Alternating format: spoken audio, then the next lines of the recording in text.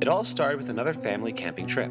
My brother Andy, my parents, my Aunt Laura, my Uncle Ben, and I always planned an annual camping trip to the nearby mountains. Every year we would hike a bit higher and walk a bit farther.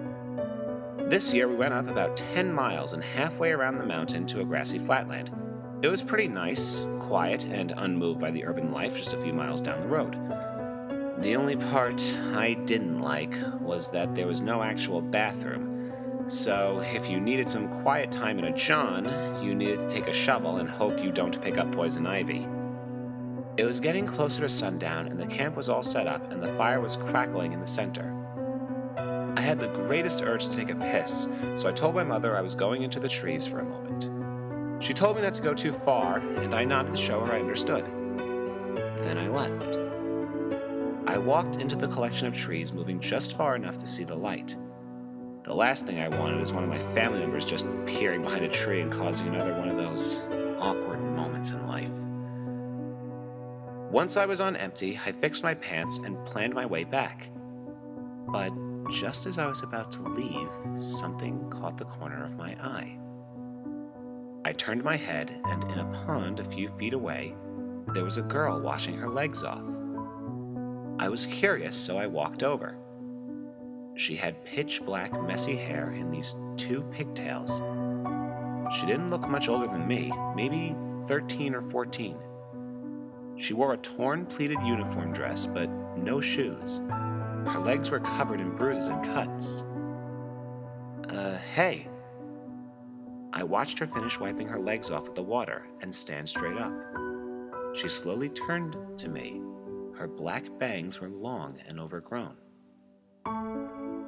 My name is Reuben. I smiled at her. What's yours?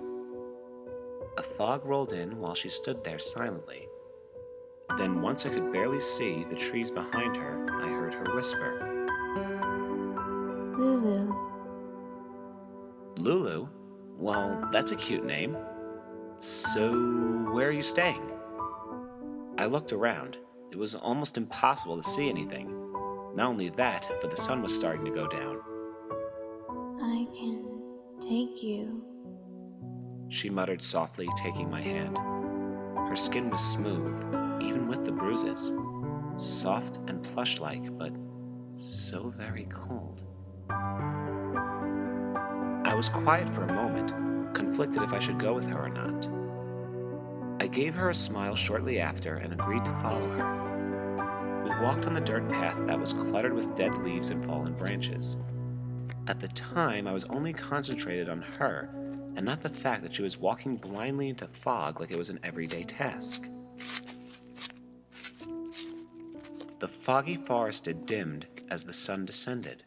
She managed to lead me to an old abandoned 2-story home as the fog thickened even more. She and I sat on the porch to watch the darkness. Aren't you afraid? Of living out here in the woods alone? I looked over at the quiet, shoeless Lulu. She hugged her bruised knees and kept her eyes hidden. Not really, even with the tall men, killers, and monsters on all fours. I am never scared. No one visits me anyway. She explained as quietly as she had spoken her name. I was surprised at her response. For a moment, I thought her crazy. But then again, she had probably been here for quite some time. So, where are you from? A very far away place. It's very dark there. I don't like the dark very much. Bad things happen there. She trembled for a moment, and then we sat in silence.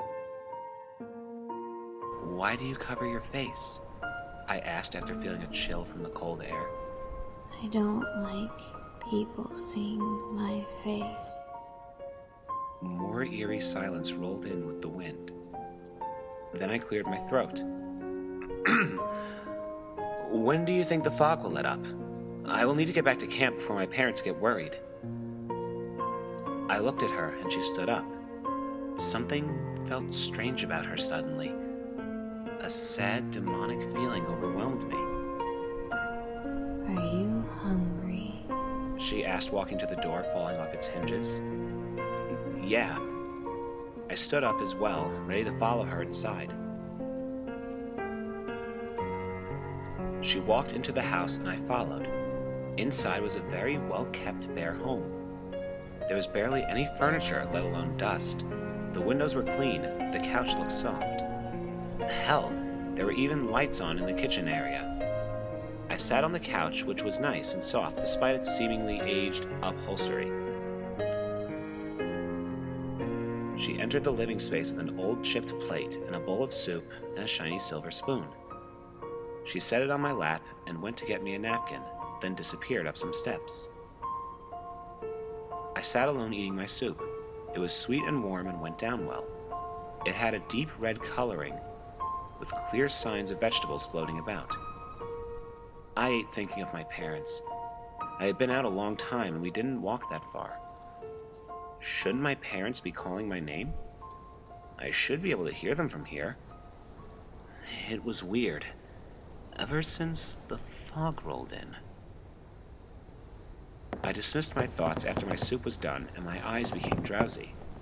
I set the plate, bowl, and spoon on the single table in the room and lay on the couch. My only thought was about the girl who disappeared in the house as I drifted off to sleep. I was awoken in the darkness of the night by a loud scream from below. I shot up on the couch and looked around. There was nothing but the creaking boards and howling house. I listened for a few moments to the eerie silence of the house. I looked over at the tables when I returned to my position and noticed the dishes were gone. Lulu must have taken them. I closed my eyes, surrendering to the sleepiness. As I drifted back into my dreamscape, a loud thud came from below, and I shot up again. This time I stood, certain this wasn't my imagination. What if Lulu was in danger? She seemed too frail to fight off anything that could have wandered in. I needed to make sure she was okay. The last thing I would want was seeing her seriously hurt when I could have helped her. I then carefully maneuvered my way around the dimly lit home. I ran into a bathroom, a bedroom, a closet, and then a basement door. I touched the knob of the door, and this eerie chill slowly ran its way down my spine. I was reluctant to open it, but thinking of Lulu, I forced myself to turn the knob and open the door. Behind the door, there was a darkened stairwell. A strong, cold, foul wind came up the stairs. I coughed a few times from the unsuspecting smell, then took a few steps down. As I descended to the basement, the foul smell got stronger. My stomach began to churn, and my eyes watered. It smelled like there was something, a lot of that something lying down in the basement, rotting. At the bottom, I found a switch and flipped it. The basement was now fully illuminated, or at least this part was. At the corner of the room, there was another door covered in deep brown rust like color. Lulu! I called out, looking around. There was no answer. I was starting to get worried. Where could she be? Lulu! I screamed louder, more anxious than before. I hurried over to the door in the corner of the room. I grabbed the handle and swung it open. Lou! I stopped. What I had seen in that room made me lose everything I had eaten. There was an entire room with bodies. Rotten, decaying bodies just laying there. I saw men, women, and a few people my age sprawled about the floor, even hanging. The one thing they all had in common was their faces. None of them had eyes. There were only empty sockets staring through me. I couldn't handle it. I backed away from the door and bumped into something. I slowly turned, and there stood Lulu, dress, arms, and legs, all covered in blood. I was horrified. I thought she was so sweet. I didn't think she could. I couldn't even fathom the situation. I was just wishing this was all a bad nightmare, that none of this was real. You've seen too much. She looked up at me, her hair moving from her face to reveal nothing but smooth skin. She had no eyes, not even open sockets.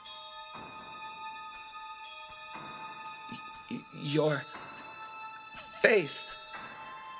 I backed away from her, even further, tripping over tools spread on the floor. Her hand touched the smooth surface. My eyes. You can't see them right now. She flashed a small smile, as if she were embarrassed, or even happy. But I have them. I was frozen. My heart was thumping in my chest. I could barely breathe, and then she moved all the hair from her face, smearing the blood from her hands. See? The skin around the non-existent sockets began to tear apart and bleed. She started to look so sad, so hurt. After a moment, she had deep, empty sockets. Now that you've seen it. She reached out for me, and I smacked her hands away. Get away from me, you fucking freak! I shoved her out of the way and clumsily ran up the dark stairs. She followed. You've seen too much. I heard her voice echo behind me as I ran out of the house into the foggy woods. Give me your eyes. I looked back and saw her standing on the porch. I didn't stop until I tripped over a branch and fell down a small incline. I managed to break my arm on a rock, making me scream in agony, the bone clearly poking from a small spot on my arm. Within moments, she was sitting on my chest, her hands inches away from my face. I kicked and rolled until she was off, then made my way onto my feet. She kept yelling for my eyes, and I kept running, blood spurting from the small opening on my arm. That's when I noticed the pond. I had just met her at the pond, which means my parents weren't far away. I found the tree I pissed on, then the embers from the fire. I ran as hard as I could and stumbled onto camp. My family had jumped on my entrance. I was suddenly so dizzy and tired from running. I looked around, and I saw my mother. She looked so worried. The sun's light illuminated camp, and the fog was gone. I relaxed for a moment, feeling safe, and I closed my eyes.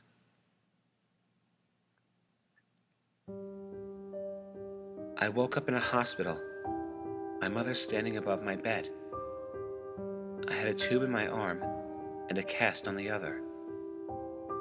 She leaned down to give me a kiss on my forehead. I'm so glad you're all right. You leave for 5 minutes to use the bathroom, and you come back with a broken arm and cuts. Now, how did you manage that? 5 minutes? I slowly sat up. I was gone for 5 minutes? But the girl, the fog, and the house, and the bodies. Honey, there were no houses at our campsite, no girls, and most certainly no fogs. I was at a standstill. I was in the fog. I saw the girl. She had touched my hand, she fed me, and those bodies. How? I had checked out of the hospital by the time it was 11 o'clock and made my way home with my parents. A fog had rolled in, but that was normal for the nighttime around here. I had set my alarm clock when I got to my bedroom and lay in my bed. I yawned and closed my eyes. I started fading out. The house was quiet. The image of the girl was clear in my mind. I took a deep breath when I heard her sob. Give me your eyes.